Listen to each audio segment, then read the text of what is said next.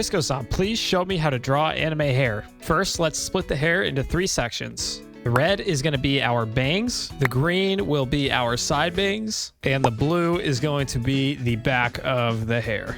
And in order not to make it look so uniform, I'm going to cut some slits in it, just like as you are seeing right here.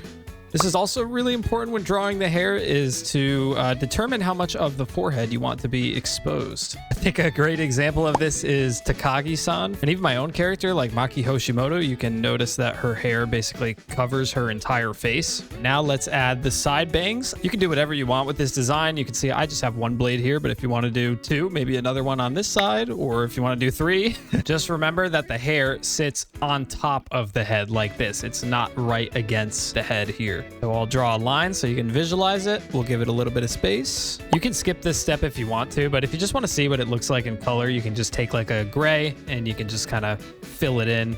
This specific example character has very wide eyes, so I am intentionally surrounding the face here to bring your attention to that.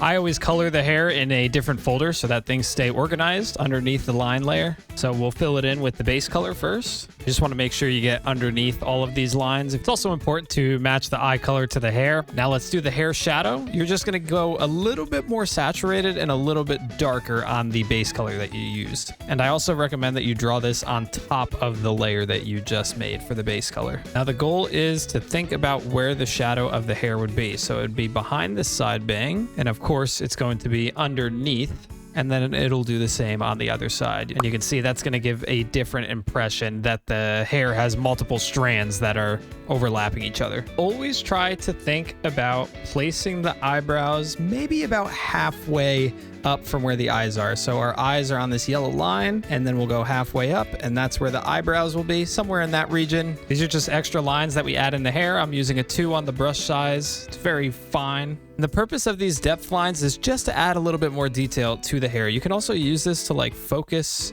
the eye on things. It can really change the impression of the character.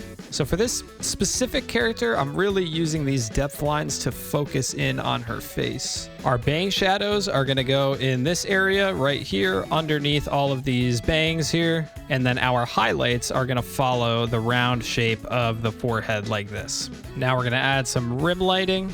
Now it's really important as well, depending on how much shadow you put in, this can also really change the impression of the character. And our final touch, I'm just gonna add a slight gradient to the hair and just use the gradient tool to add a little bit of glow to it. And there you go. That's the basics of how you draw anime hair.